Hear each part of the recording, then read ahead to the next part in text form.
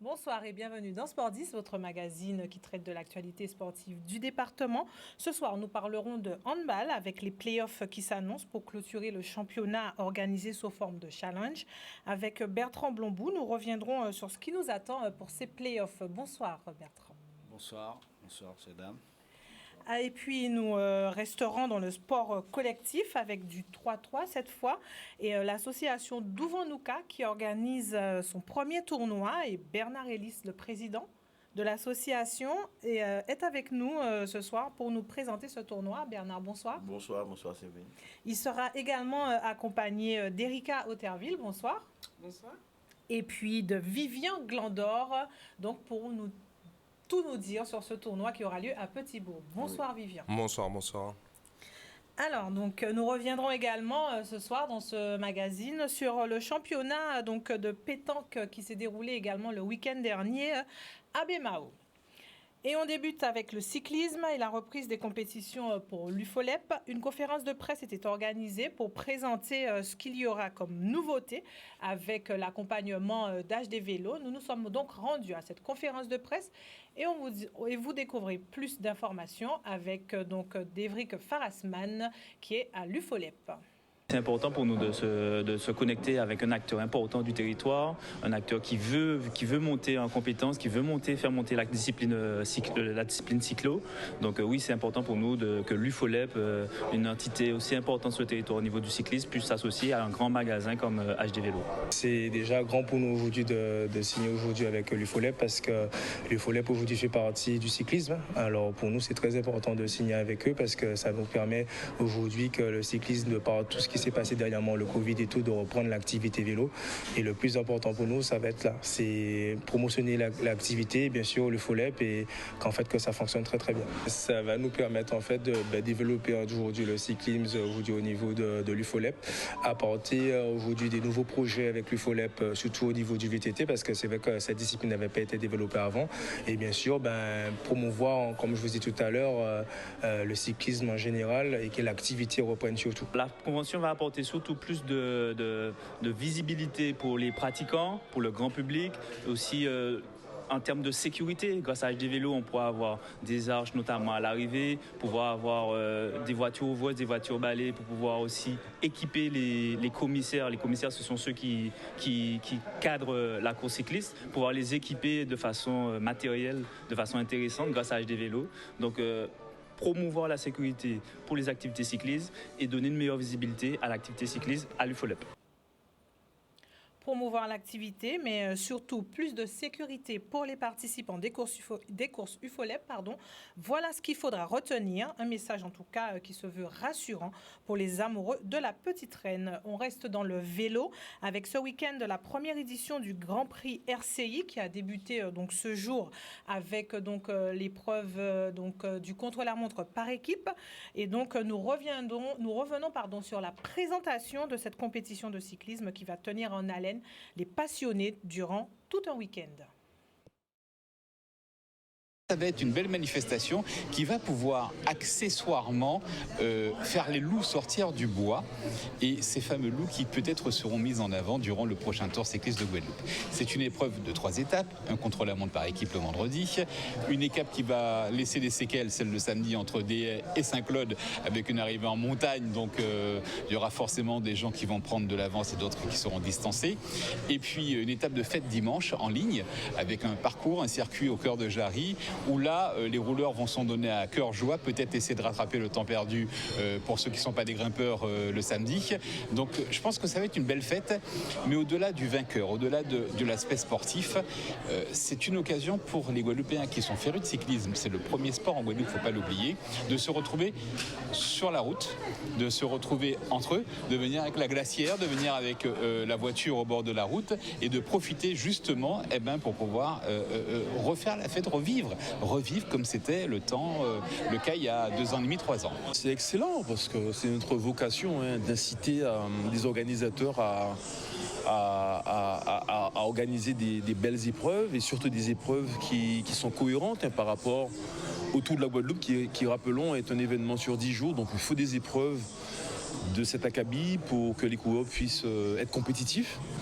Mais il faut ça aussi, on sera à la veille des championnats de la Guadeloupe à Marie-Galante, à la veille du Tour de Marie-Galante et à la veille du Tour. Donc c'est important et c'est une très belle course. Bravo à RCI et à l'UVN. On n'a pas trop le choix, sachant que quand on connaît les différents accidents qu'il y a déjà eu par le passé, plus récemment encore sur le Denis-Annette, on est obligé de vraiment insister sur la sécurité routière.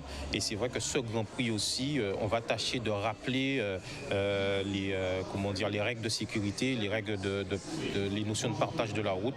Eh bien, je pense franchement, c'est formidable et j'ai pas même pensé qu'en Guadeloupe, RCI pourrait faire une telle belle chose comme ça. Pour moi, c'est la plus grande chose qu'ils ont fait. Et pour moi, c'est des idées très importantes. Et surtout pour la Guadeloupe. La Guadeloupe aime beaucoup le vélo. Vous pourrez donc suivre la diffusion de ce Grand Prix RCI sur Canal 10. Donc, comme toujours, avec dès ce soir le contre-la-montre. Donc, vous pourrez suivre en intégralité aux alentours de 22h sur l'antenne de Canal 10. Voilà, on va se tourner vers nos invités du jour. Donc, l'association Douvant Nouka qui organise donc son premier tournoi, Point à 3, si je ne m'abuse. Ah, alors, donc, pointe à toi. Alors, justement, donc, est-ce que déjà, vous pouvez nous expliquer pourquoi pointe à toi? Donc déjà, bonsoir à tous les auditeurs et auditrices de Canal 10 et merci aussi à toi, Séverine, de nous avoir invités. Donc, c'est vrai, pointe à toi, ça signifie le lieu. C'est-à-dire que le tournoi se passe exactement à Pointe-Abacus. Pointe-Abacus, qui est un lieu quand même qui me tient à cœur et qui a un vivier de jeunesse qui sont là, qui ont besoin d'activités, qui veulent qu'on s'occupe d'eux et qui ont participé aussi à ce projet grâce à leur implication par l'association Vivons Vert avec M. Mike Noël et l'ensemble des jeunes du quartier. Donc c'est ça. Et pourquoi Pointe à 3 il fallait vraiment je voulais aussi valoriser le lieu, valoriser le quartier. Et voilà. Donc justement, Petit Bourg qui va être à l'honneur durant 2 jours, le samedi 7 et le dimanche 8. Donc là, pareil, on parle donc de 3-3. Alors donc, qu'est-ce qu'on va pouvoir trouver durant ce week-end? Et déjà, à qui s'adresse aussi cette compétition? D'accord. Erika? Alors cette compétition s'adresse à tous nos jeunes dès l'âge de 10 ans et plus. En fait, nous avons essayé de faire en sorte de promouvoir une manifestation qui permettait, de mettre nos jeunes à l'honneur tout simplement. Et c'est vrai qu'on ne peut pas ne pas le dire, c'est vrai que cette manifestation nous a été, on va dire, insufflée par Sabrina Pali. Sabrina Pali, qui est la famille, qui est la cousine, qui est l'amie aussi. Et c'est vrai que sa venue en Guadeloupe a fait un tilt. Parce que c'est vrai que Douvant Nouka nous fait du gros cas, avec M. Thierry Chéri et tout le groupe de Douvant Nouka. Donc je vais les saluer tout à l'heure. Donc c'est vrai qu'on a voulu, de par Sabrina, qui nous a insufflé, on a dit, OK, tiens, on va faire un tournoi. C'est vrai peut-être nous ne sommes pas peut-être les mieux placés pour l'organiser, mais c'est vrai aussi qu'on s'est entouré, qu'on s'est encadré avec des personnes qui gèrent le basket, tel que le Phoenix, tel qu'on a un staff avec des personnes connues un peu dans le monde du basket, tels que Ronald Galette, Michel Lolia, M. Victor Durin, Bernard Djanou. Donc, c'est des personnes qui connaissent. Il y en a plein d'autres, et tout à l'heure, je vais citer le staff. Voilà. Alors donc, ça sera sur toute la journée. Donc, le terrain, vous avez expliqué, donc c'est le terrain qui est juste à côté du gymnase. Terrain extérieur. Voilà. Terrain extérieur. Donc, pour la partie, parce qu'il faut savoir que dans ce programme, il y a une partie insertion.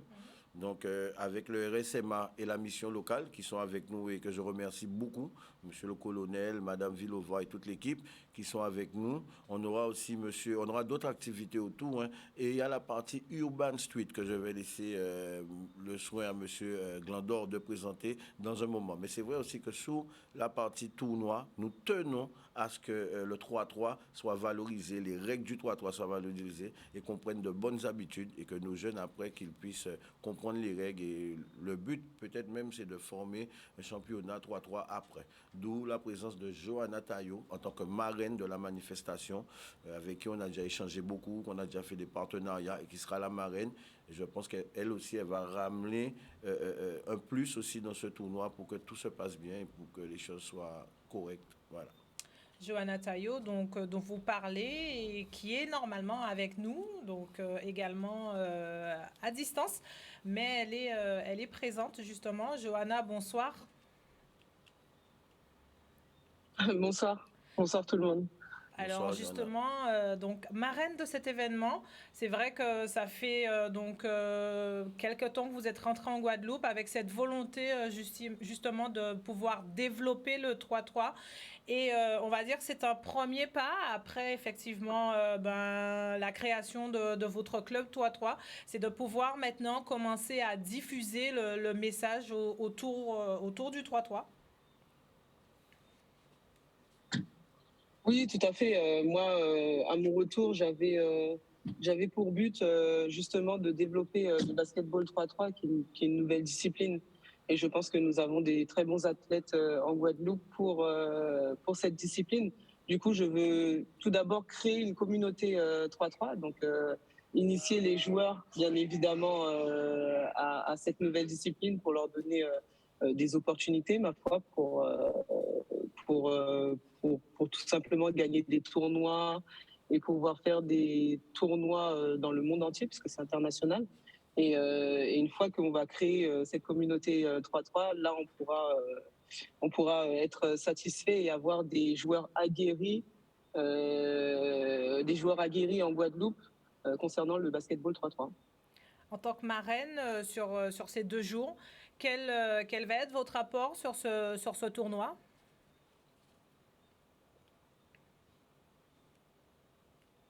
En tant que marraine, déjà moi j'ai un club, donc on va avoir un stand pour que les joueurs puissent poser leurs questions ou pour que peut-être des nouvelles personnes, parce qu'on a besoin aussi de bénévoles, puissent se renseigner sur le 3-3. Et puis je vais apporter, je pense, mon expérience, mon expertise aussi au niveau de cette discipline. Et c'est toujours un plaisir pour moi, de toute façon, d'aider des municipalités qui veulent mettre en place le basketball 3-3.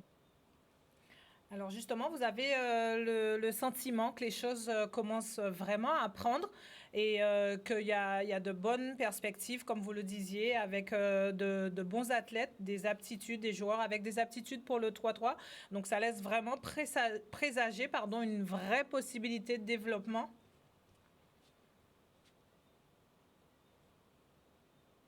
Oui, tout à fait.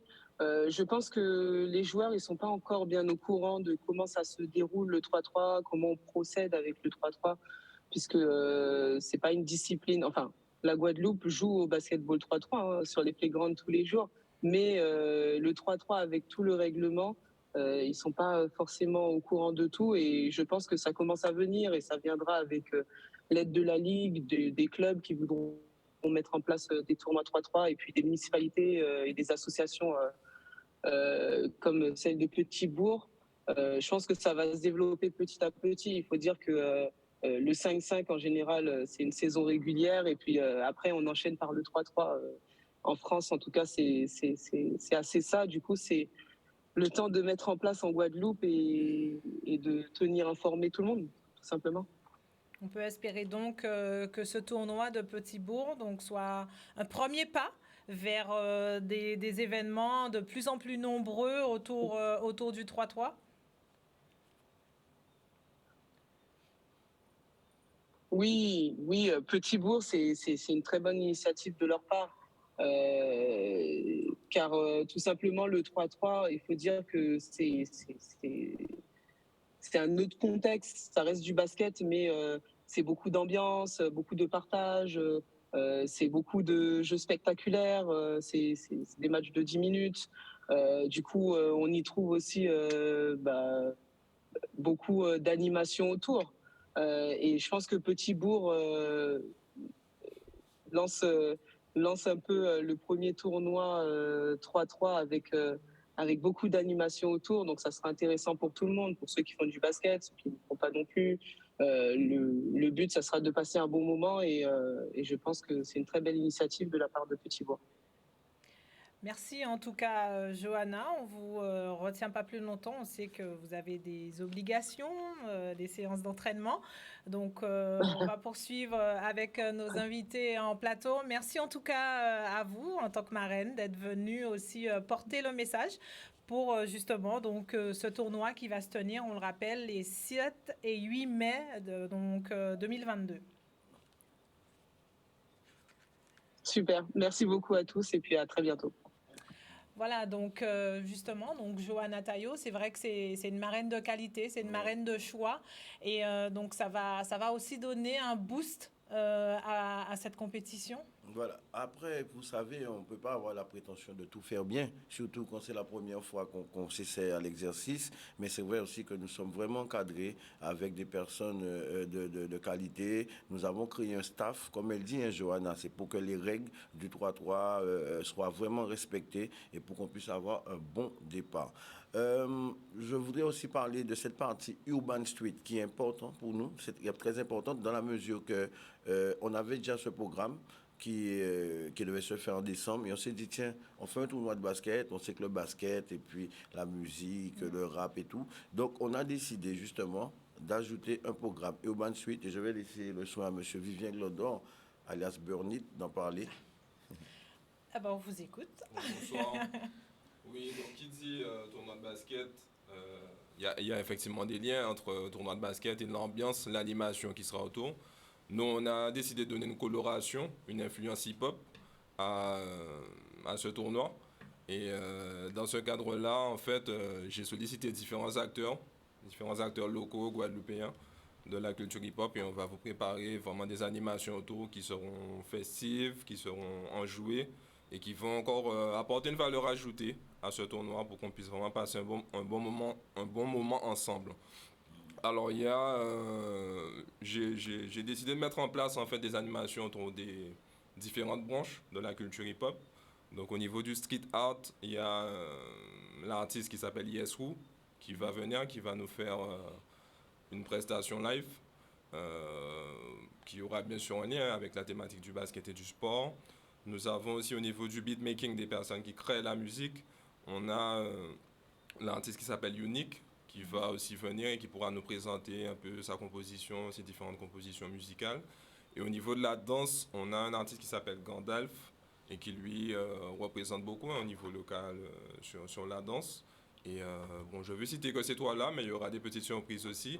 Et on a tous les éléments réunis pour passer un bon moment en termes d'animation et d'ambiance autour du tournoi, puisque bien évidemment le basket sera prioritaire, mais dans les tournois de basket, au niveau du souvenir qu'il en ressort, on retient ce qu'il y avait autour, le type de musique, le type d'ambiance.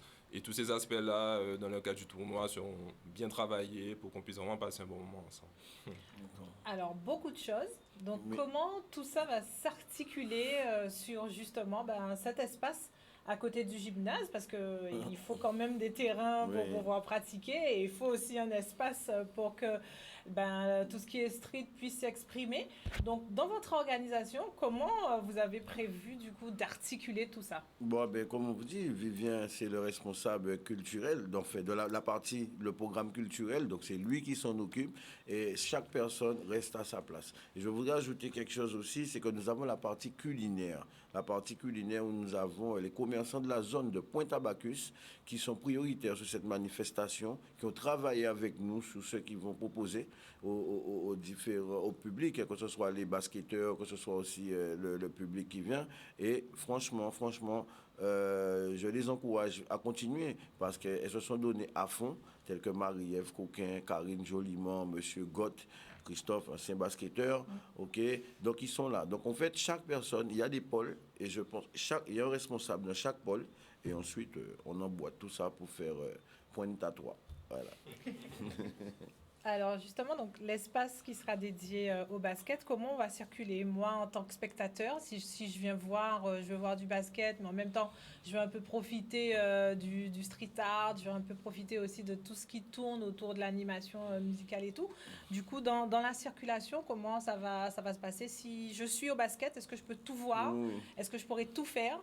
C'est-à-dire que le lieu s'y prête quand même parce que c'est à l'extérieur et puis toutes les animations sont autour et les basketteurs seront au milieu. Donc il veut dire que le public peut-être n'aura pas forcément le droit d'entrer déjà sur le terrain, mais pourront voir les matchs sans aucune difficulté. Parce que là où nous sommes placés, il y a de la visibilité et justement c'est bien, je pense que c'est un lieu aussi qui est propice à ce genre d'organisation où on peut mettre plusieurs choses. Je voudrais rajouter sur la circulation et l'organisation. Donc, aussi au niveau de la chronologie même des événements, parmi toutes les animations que j'ai citées, il y en a certaines qui seront fixes et stables, qui vont durer sur toute la journée. Donc, notamment, on mettra en place une exposition sur l'histoire de la culture hip-hop et son arrivée en Guadeloupe. Et cette exposition va durer pendant toute la journée. Donc, les gens ont le choix de porter leur attention plus sur le sport, sur le match, ou de se mettre en retrait calmement et d'avoir des acquisitions, des connaissances par le biais de l'exposition. Et par ailleurs, on a pensé à faire intervenir les animations sur des temps vraiment précis, où il n'y aura pas d'interférence entre basket et animation. Pour répondre un petit peu à la question. Alors, donc, justement, donc, on a parlé des catégories d'âge. Donc, vous attendez à peu près combien d'équipes? Parce qu'on a vu tout à l'heure sur le visuel qui était donc, qui passait en même temps qu'on échangeait. Donc, les inscriptions étaient prévues jusqu'au 27. Oui. Donc, est-ce que c'est encore possible de s'inscrire pour le tournoi et quelles sont les conditions? Eh bien, malheureusement, je pense que nous avons déjà atteint quand même le nombre d'équipes qu'on avait estimé être nécessaire pour faire le tournoi. Donc, c'était jusqu'au 27. C'est vrai qu'on a pris des inscriptions jusqu'à aujourd'hui, mais c'est vrai aussi que pour le bon déroulement, malheureusement, on sera obligé de clôturer les inscriptions parce qu'on est déjà quand même à une vingtaine d'équipes. Donc, quand même, c'est du costaud. Et comme je vous dis, donc, c'est une première. Franchement, c'est une première et on espère qu'il y aura une deuxième. Et je remercie aussi toutes ces personnes, les parents, beaucoup de parents qui ont appelé pour inscrire leurs enfants. Et en organisant ce tournoi, je me rends compte clairement qu'il y a 22 monde, que c'était nécessaire parce que les gens, les parents, ils sont là. Donc je suis sûr que c'est un moment, on va passer un bon moment ensemble, entre basket, convivialité, amusement, partage, découverte, voilà. On va rappeler donc le lieu, l'heure, les jours pour nos téléspectateurs, ceux qui ont envie de voir, puisque malheureusement on ne peut plus s'inscrire pour participer. Mais au moins on ne pourra plus faire de basket, mais on pourra faire autre chose. Voilà. Par contre, on invite le public à venir, parce que les basketteurs seront là justement. On invite le public à venir les supporter, à venir voir, à venir partager ce moment de sport et de convivialité. Je rappelle, avant on passait beaucoup de moments comme ça. Je me rappelle des tournois 5-Kiss, ou toutes ces choses, même au sport. Je parlais de handball avec un monsieur aussi. Les activités rassemblaient tout le monde. C'est pas parce que tu jouais pas handball que tu venais pas regarder les matchs de handball, parce que c'est un moment de rassemblement. Donc aujourd'hui, si vous voulez, c'est ce qu'on veut remettre en place. Des manifestations remplies de convivialité et de respect, où tout le monde, même celui qui joue pas au basket, a sa place. Et je voudrais rajouter que si on a atteint notre quota, c'est que l'événement est en marche et que ça fait quand même beaucoup d'équipes à gérer. Donc un bon tournoi de basket, c'est un tournoi de basket où il y a du public autour, où il y a des spectateurs. C'est eux qui mettent l'ambiance, on vous invite, venez nombreux. Très bien, donc... Juste un dernier mot quand même, je tiens quand même à remercier M. Nestor Luce, qui est l'élu au sport et qui nous accompagne tout ce projet. Donc je tiens vraiment à le remercier de son implication et de l'intérêt qu'il porte à ce genre de manifestation. C'est important quand même de le dire. On va vous retrouver tout à l'heure, mais place à la pub et donc on se retrouve tout de suite après pour la suite de Sport 10.